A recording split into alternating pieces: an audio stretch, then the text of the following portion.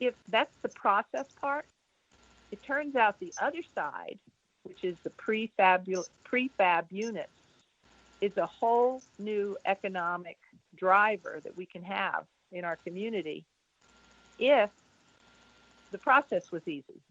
Because across the state, across the country, there are people manufacturing accessory dwelling units in small houses, and they call them tiny houses. Right. Yeah, And they're super watch cute. YouTube videos, and there's a lot of confusion about what is a tiny house, and and really a real tiny house that fits on the back of a truck, and those aren't legal at all. But you can have a small building footprint, which is different than a big building. Anyway, bottom line is there's a whole lot of confusion about it, and so part of what we're also doing with our Campaign 2020 is we are communicating and coordinating with the Center for Architecture Sarasota, which is already ready to start a tiny house competition, less is more, and that got held up because of the pandemic, and so we're still working with them. So the idea is we want to encourage brand new leading edge technology to come in and have something so that I can call up the prefab company and say, I want an ADU in my backyard, just like I can call up the fence company and say, I want a fence around my yard. So that's the other side of the coin of the accessory dwelling units. How do we stimulate the economic engine that'll get us what we need? So. It sounds to me, Marianne, correct me if I'm wrong, that your accessory dwelling units are they the solution or just one solution about this whole attainable housing and the housing crisis that we're in? Well, we look at it as one solution. What we overall are trying to do with the Jericho project is increase the diversity of our housing fabric. So right now we have a whole lot of single-family homes. We have a whole lot of condominiums, and we have a whole lot of, not a whole lot, but we have rentals. But what we don't have is we don't have a huge amount of accessory dwelling units. We don't have a large amount of shared housing solutions. We have some people sharing houses, but we don't have a champion that really pushes that except the Friendship Center. Right now, the Friendship Center has been working to find people to share homes, people who want to share homes with others, which provides income for the homeowner and also company, and also provides a low-cost option.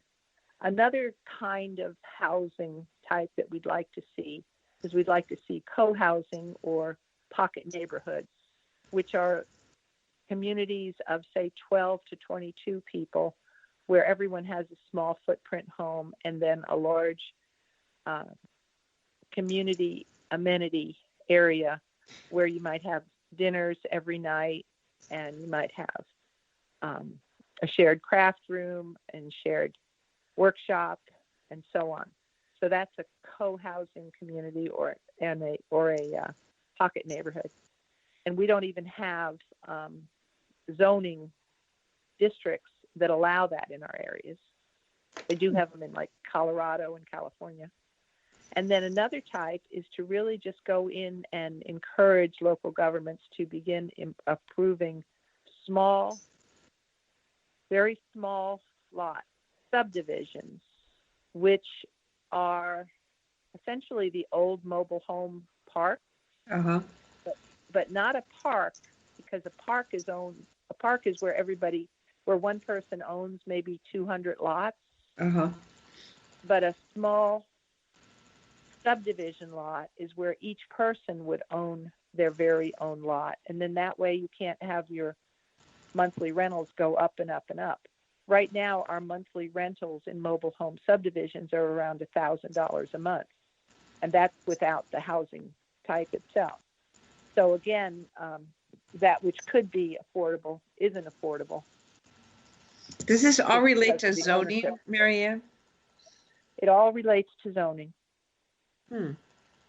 Is there a model around the country, like you mentioned Minnesota, where the accessory dwelling units are, they function more easily, and this type of zoning is more looked on a more favorable as an option for, say, you know, aging population? The kids are leaving, they got a house, they got plenty of space, and now you have company and you have extra income. I mean, it sounds really great. Is it working anywhere? Absolutely. It turns out that most places in the country, especially like Michigan and the Northeast, had these granny flats or accessory dwelling units. They were an automatic thing that were built when you built your single family home. And before we had zoning in Florida, you'll see evidence of that. So if you go west of the trail, which is Sarasota's most expensive local neighborhood, we have accessory dwelling units because those were put in place before zoning came in, which was in 1972. Okay. Now, when the first zoning code in Florida was written, it was written by a man who he forgot to put that in. I won't tell you what he forgot. He forgot. And because we had invented the Xerox machine by then, everybody just copied the same one and it went virtual. You know, at this time, we wouldn't call it virtual, but at this point, that's really what it was. It went viral it went Xeroxable, whatever. So that's what happened. And of course, I went to the school that he didn't go to, but I won't tell you which school I went to because I went to the better school. But anyway, he was at the other school. And his mistake has cost us thousands and thousands of dollars in adult living facility. This is why we have so many more of those kinds of facilities than other places have.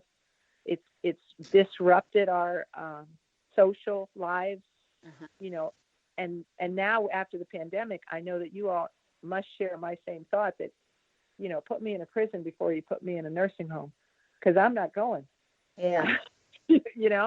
I mean, give me a break. So if the mistake was so easy, why can't we have some brains come together and go, let's fix this. This is a great idea. Let's just get this done. Entrepreneurial people don't like the bullshit of red tape. Right? Yeah, exactly. Well, that's what we're trying to do. And the reason we're trying to do that is because that changing regulations is very difficult to do. Ugh. God, snoozeville. Yeah, you have to. So what we're going to do is we're going to have this. We're going to do videos, right? So we've got 12 different videos we want to do. One is entitled "Can I Have an ADU?" and then what you have to do to find out if you can have an ADU.